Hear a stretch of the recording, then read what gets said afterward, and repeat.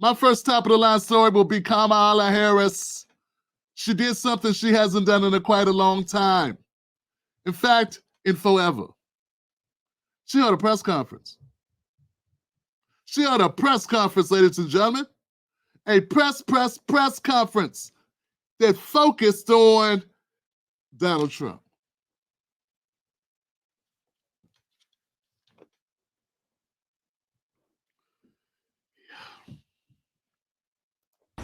All of this is further evidence for the American people of who Donald Trump really is. This is a window into who Donald Trump really is, from the people who know him best, from the people who worked with him side by side in the Oval Office and in the Situation Room.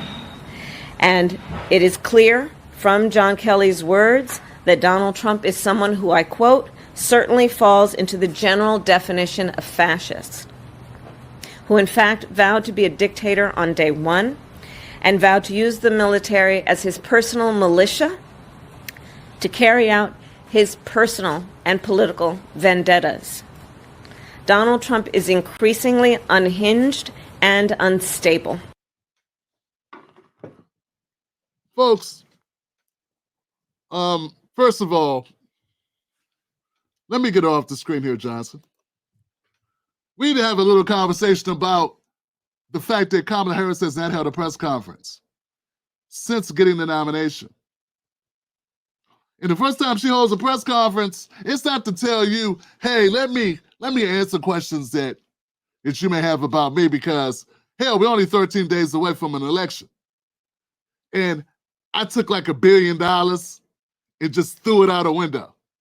So since I want to actually win, I need to do more than say, ooh, Trump is evil. I need to actually answer questions, and I need to actually give you very solid reasons, extremely sturdy reasons why you should pick me as your president. That's what you thought you would do, because that's what a normal person would do. That's what a person would do that actually has some substance they want to bring to the table and don't want to try to cheat their way into office.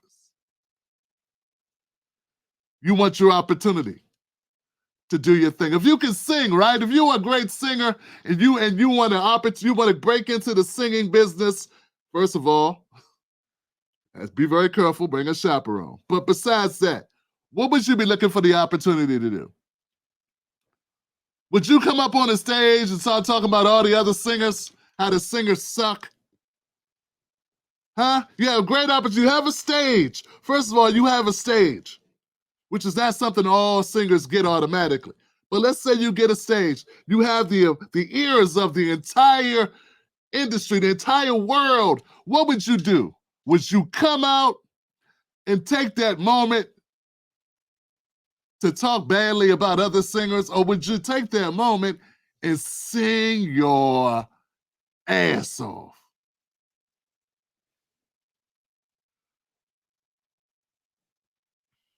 I know what you would do, because you're a reasonable person. You would come out and you would sing the life out. You would sing everything in you, every chord in you, every note. In your mind, you'd be racing to every bit of advice that was given to you.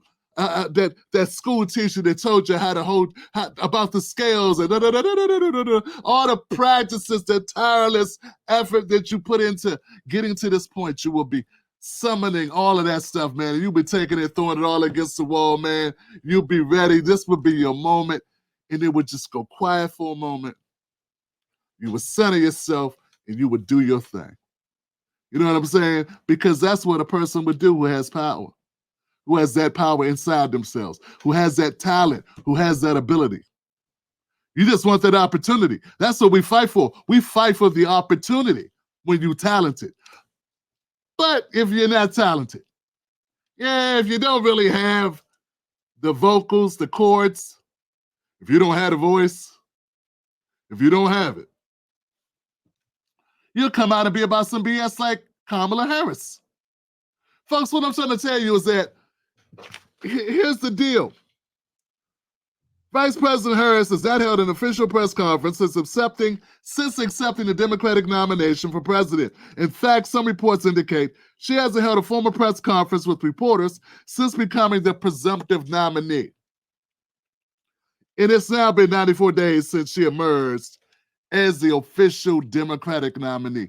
You mean to tell me the first time she gets an opportunity to really speak to the world, instead of speaking to the world about her vision, about what she's going to do for you, she instead used it to smear Trump, not based on something that's in writing or something we could see, she could run the tape, about somebody saying he said something. Someone said he said this about a veteran. That's what it's about. She basically used that collateral to go after an opponent.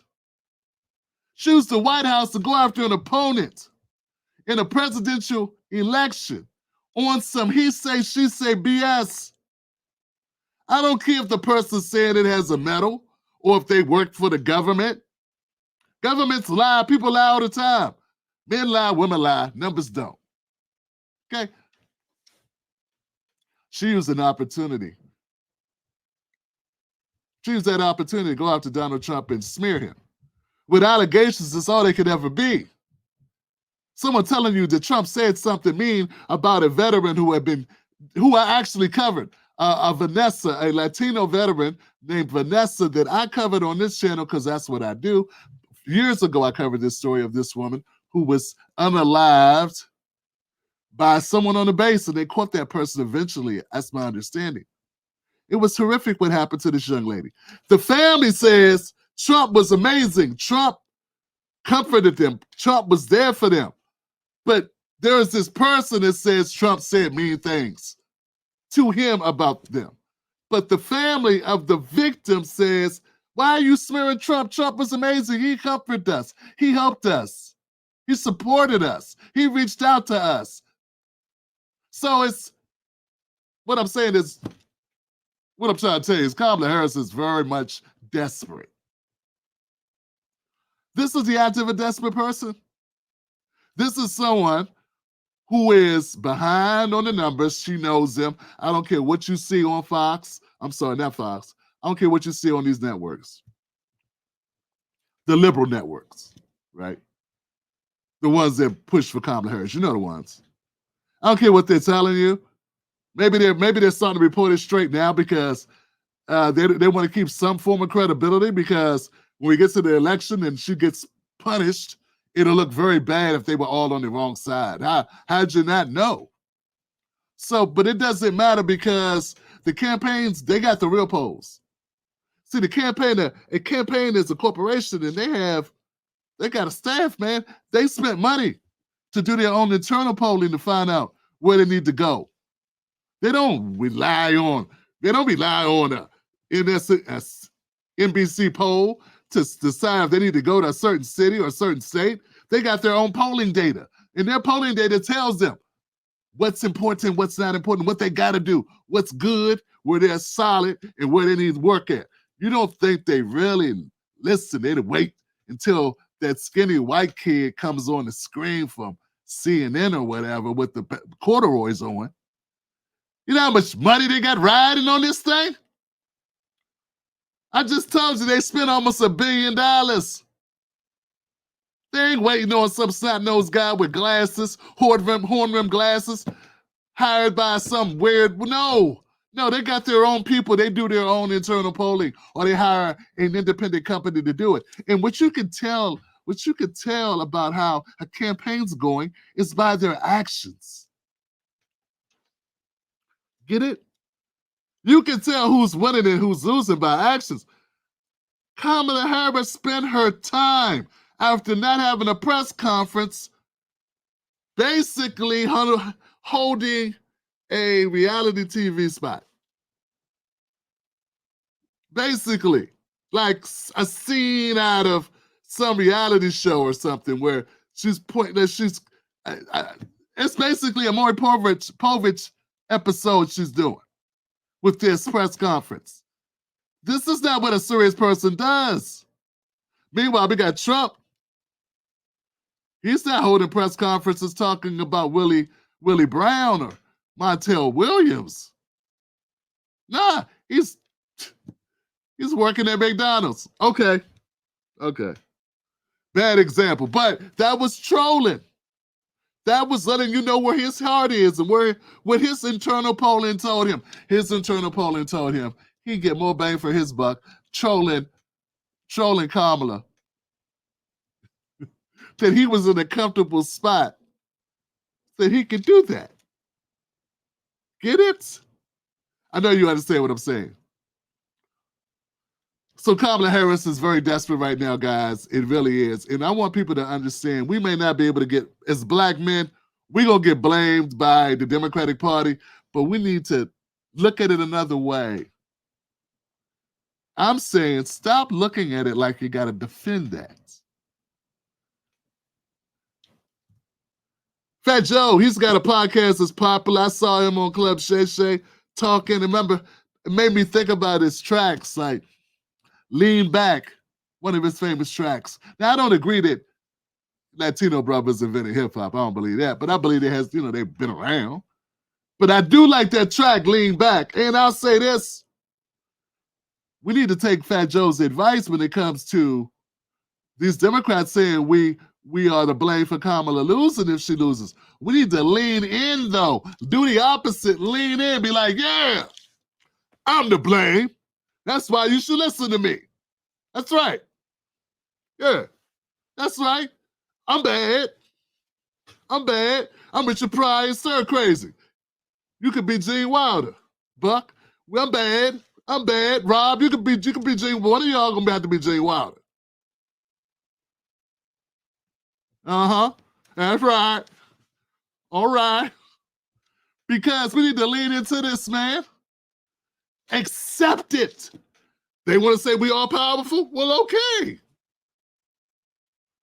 Fine. It's our fault. We don't take blame, we take credit. We take credit for stopping you. Because, see, I think that Kamala Harris is the greater evil. I believe that she's more dangerous than Donald Trump. Just if you want to just look at foreign policy, you can look at foreign policy. If you're one of those people that care about people outside the country, she's going to take us some more wars than a few. Okay, that's the first thing. Second of all, I don't much like the immigration policies of the Biden and Harris administration. We're going to really get into that tonight. So just on those two things, and we can talk economy, we can talk money, we can talk all of that. But besides all that, man, she's 60. She can be in office longer. Trump can only do one more term. He didn't bring slavery back last time. I don't think he'll bring it back this time. She has the entire, at least 95% of media propagandizing for her on her behalf. Trump doesn't have that. So who's the more existential threat? They keep saying Trump's an existential threat. To what? To them, maybe, but not to us. Now, the most existential threat to me is my freedom of speech, which Kamala is not dedicated to. If you have the wrong talking points, they don't want you to be able to speak. I have a problem with that, and so should you if you're a person that likes to speak. Kamala wants to be the only person speaking. That's her tagline. I'm speaking, and that's the way she likes it. So for those reasons, I think she's the overall threat.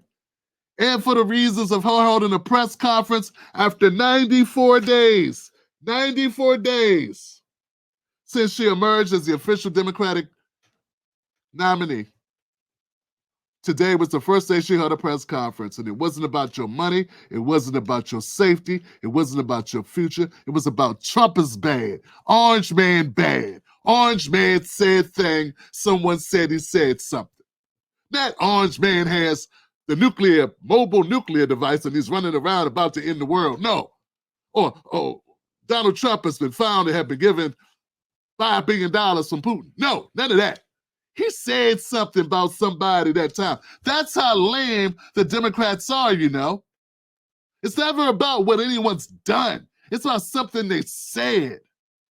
It's about someone they pissed me off. They didn't use the correct language and said the thing that hurt my feelings, and I don't know how I feel. But motherfucker, you ate, didn't you? Yeah, I don't know about some of these people, man. I don't have to have a beer with anybody. I don't choose presidents based on if we could have a beer together, if we would kick it together, if we could be homies and go to the club. I'm past that shit. I need my money right. I need my children stable. I need my border secure. I need my future secure. That's what I need. I don't know about y'all. But this right here by Kamala Harris, embarrassing. And disrespectful, because if she's going to talk to America, she should be talking to America, not about Donald Trump. We already know about Donald Trump. He was president. He was elected, unlike you.